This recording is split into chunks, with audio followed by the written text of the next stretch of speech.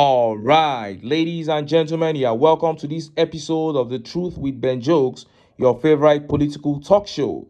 Now, the Nigerian police has arrested the leader of the Take It Back movement, Omoyele Sowore, after he posted videos of police officers extorting money from Nigerians on the highway, after which he blasted the Inspector General of Police.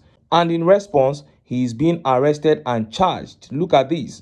Sowore to be charged with cyber crime for calling Tinubu's hand-picked police IG, Kayode Egbetokun, illegal IGP. And the Take It Back movement stormed the Lagos police headquarters demanding his release earlier today. But he has been granted bail, and Falana is saying that Femi Falana's son is saying that his bail conditions are illegal, and he is asking the IG to revoke them immediately and release Sowore. Now, this is basically what the Tinubu regime has been doing for over 18 months in office. Arresting, detaining, and bullying Nigerians, including minors. This administration cannot point at one significant achievement in almost 2 years in office, other than bringing heavy poverty upon Nigerians and sending away foreign investors, thereby increasing the rate of unemployment in the country. And few hours ago, the President of the United States, Donald Trump, made an announcement that shocked Tinubu and his cabinet. And concurrently, Shettima was bashed and humiliated by Nigerians after he reduced himself with an empty campaign speech. Shettima turned up to a meeting where he was supposed to give a decent speech, but he ended up giving an empty campaign speech 2 years after the election, when we should be discussing achievements. Before I show you details of these top stories and how Nigerians reacted, let me quickly show you these videos.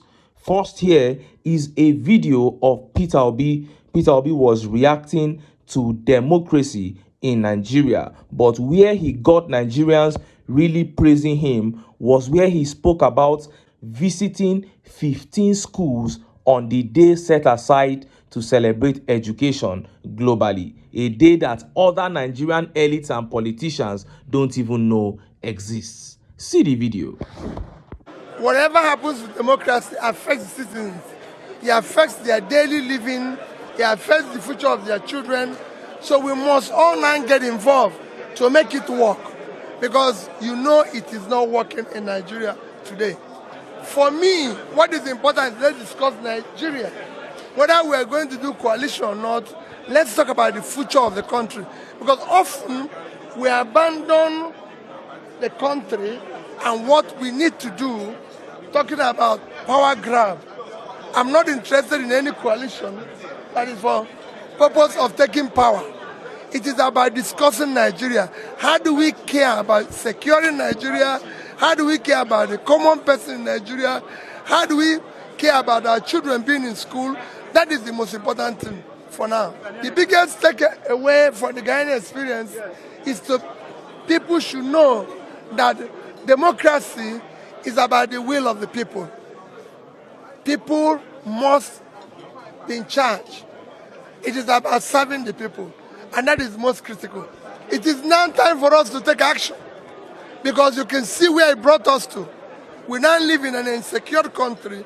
We now live in a country that is every day breeding poverty.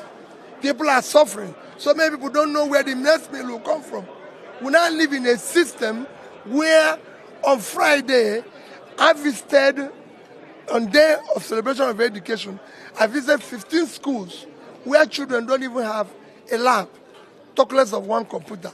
That's what democracy has brought to us. And we must deal with it head on.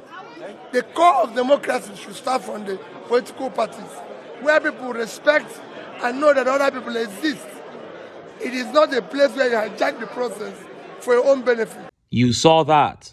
Since we moved back to democracy in 1999, there hasn't been anyone as qualified as Peter Obi to pilot the affairs of this nation.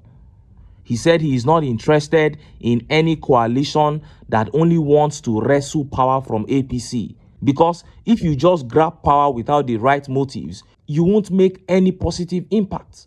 That is the same thing APC did, and we are where we are today. So he said he's not interested in that. And then he said on the day of celebration of education, he visited 15 schools. This is quintessential leadership. And he's not just going to visit, he will make provision to give them better learning conditions. And I can bet everything that Tinubu does not even know that a day like that exists. What a shame. And for me, Peter Obi remains the man and the only man in the political class right now that can get this country out of this present quagmire.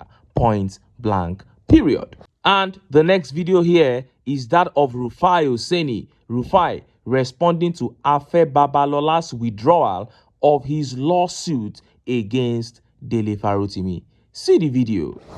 After an intervention from the Oni of Ife, Oba Adeyeye Oguwusi, and other traditional rulers, Babalola announced his decision to withdraw the case, instructing his lawyers to do so.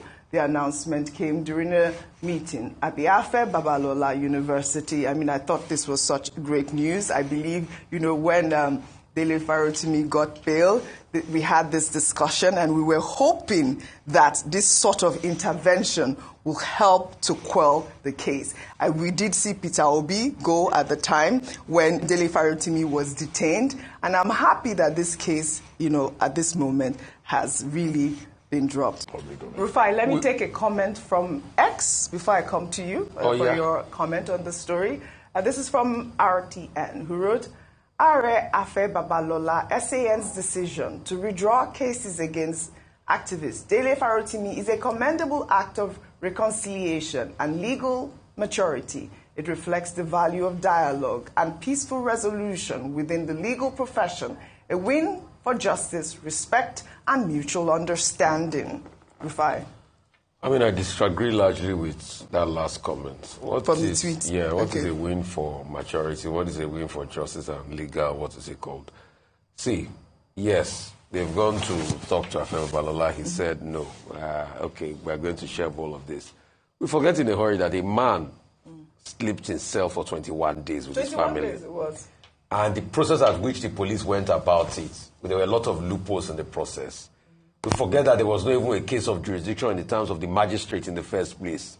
A magistrate in this country kept somebody in incarceration for a crime that doesn't exist on the law books in the states. So are we going to wash? You see, it is this level of hypocrisy that doesn't make Nigeria grow. You know me, I will tell you the truth. Like you like it or you don't like it. I will radically tell you the truth. And everybody is saying all that. Why don't we go back to the missteps in the process that led to all of this in the first place? So what about the 21 days in prison? So Dele Farotimi will just enjoy that one and say, it's part of my, the man has punished me, I've moved on with my life. Abi? So justice will not prevail on that 21 days he spent. You see, it's because of these things like this. That's why till today, we've not find the killers of Dele Giwa, today we've not find the killers of Bola Ige in this country. And we just say, and that's why I say I totally disagree. Because I say, well, which win for judiciary? Which win for judiciary? Let's call it spirit and tell ourselves the truth. A man was incarcerated for a law that does not exist in the state for 21 days by a magistrate. What's going to be done about that? All right. Let's not also forget in all of these moves, there were moves by Baba Afe Babalola to ensure that Dele Farotimi was removed from, practicing law in this country. All of those attempts didn't fall through. A man was suffered. Let me use that word, local balance. What for in this country? And we just say, let's sleeping dog lie. All right, so we are waiting. You see. You heard that. And to be honest, Rufai Oseni actually said the truth there. There were several things that happened in that whole Dele Farotimi Afe Babalola saga that ought not to be swept under the carpet. But as I always say, the problems of Nigeria cannot be solved as single units. I mean, you can't end kidnapping alone. You can't just pick out judicial corruption and end it, or police brutality and end it. All these are caused by the structure of criminality that is controlling this country. That structure, according to Peter Obi, must be dismantled for Nigeria to work. Period. Now, let us look at the top stories. First is that attack on Shettima by Nigerians after his disgraceful and empty campaign speech years after election. And next is that pronouncement from the US President Donald Trump that shocked Tinubu and his cabinet. Let's start by taking that update from Shettima. Look at how the papers reported it. We will fight corruption, fix economy, security, Shettima assures Nigerians. Kashim Shettima has reiterated the commitment of ruling All Progressive Congress administration to fight corruption, fix the economy, improve national cohesion, and strengthen the independence of the judiciary. Shettima said this at the National Conference on Strengthening Democracy in Nigeria in Abuja on Monday, January 27, 2025. The conference, themed Strengthening Nigeria's Democracy, Pathways to Good Governance and Political Integrity, was organized by the African Center for Leadership Strategy and Development. He said, "We will listen and adjust where necessary, and we will account our stewardship in all matters our challenging democratic systems demands. I am convinced that Nigeria shall rise again, answer to its full potential, and lead the way to a future that has learned lessons from a difficult past into a world in which our country will be a key player and our young will be active champions of a democratic system because it speaks to them." It has been said many times that democracy is an imperfect system, yet superior to all others. We will continue to seek to provide evidence of the values of the democratic systems by, among others, fixing major weaknesses of our economy, securing our communities, fighting corruption, supporting free and fair elections, strengthening the independence of the judiciary, and improving national cohesion. Now, everything about this speech was we will, we will, we will. You've spent almost 2 years in office. What we should be hearing from you is that we did this. We allowed free and fair election in Edo State. We allowed free and fair election in Ondo State. Those are the things we should be hearing. But because you know that you cheated in all those places, you bought votes in all those places, you are now saying, we will.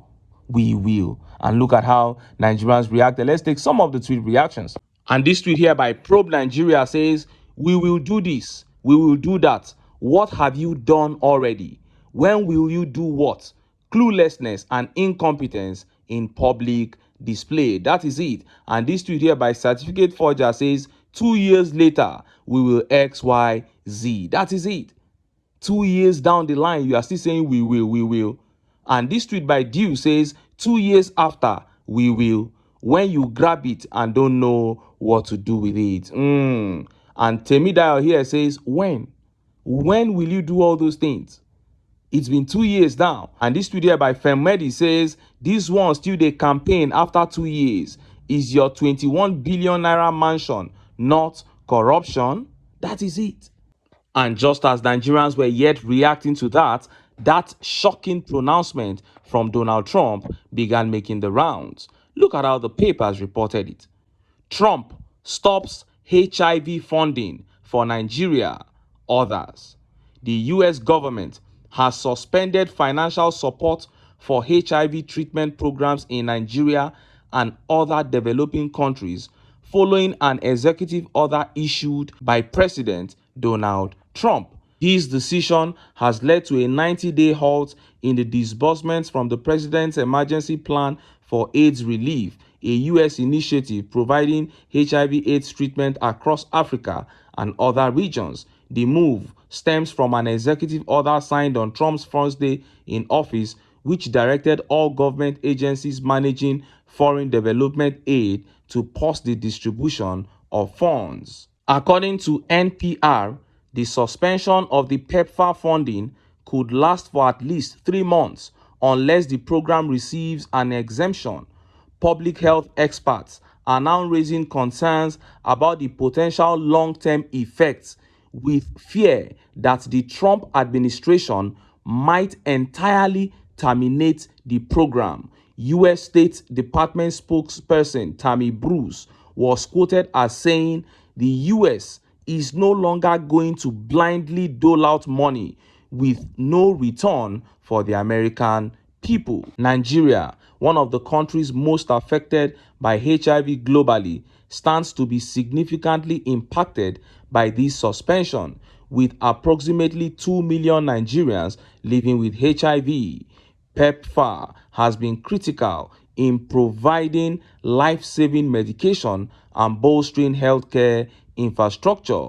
Over the years, PEPFAR has contributed over $6 billion to Nigeria's national HIV/AIDS response, saving countless lives and helping control the spread of the virus. You heard that. And if you paid attention to that update, you would realize why they are suspending the doling out of money to Nigeria and these other countries. They said the US cannot continue to dish out money.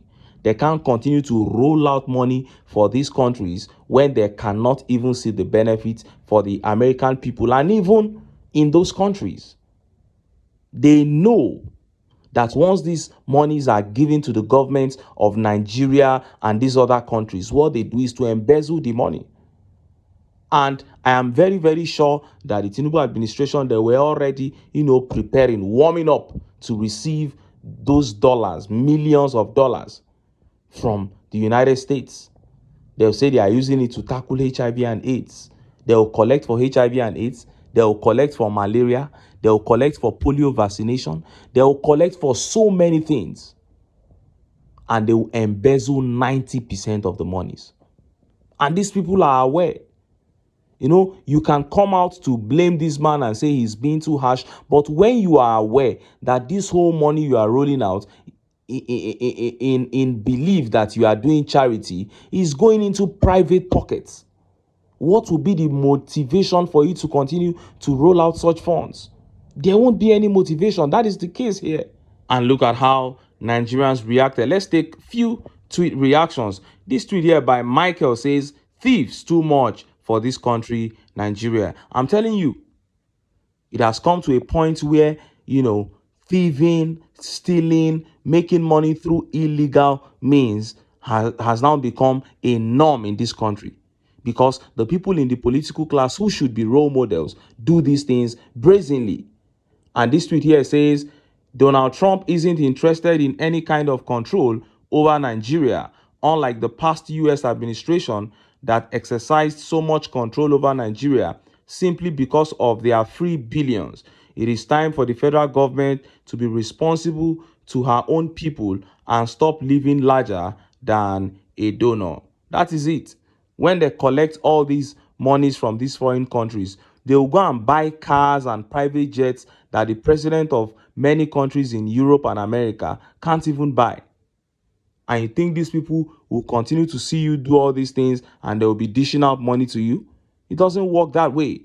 But undiluted facts here says, if the government is ready, we can partner to produce the cure. We will distribute it free of charge. Now, as funny as this may sound, this is not something that we should dispel. It's not something that we should give a wave of the hand. Many of the cures, in modern medicine today started like play. The discovery of aspirins and all these things, they started from, the research of one man before the results were tested and they became universally accepted.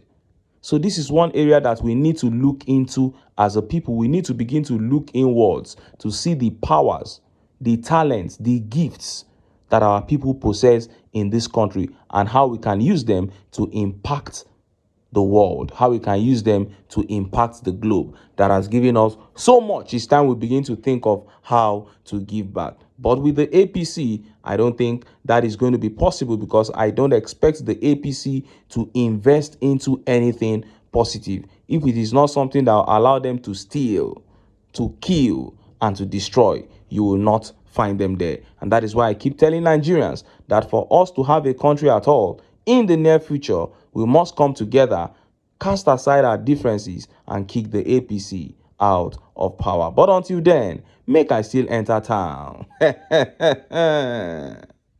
make I go get some ogbonge political news. Wey una go like. Why? Because na because of una. Na I dey here, so don't go away. Sorry,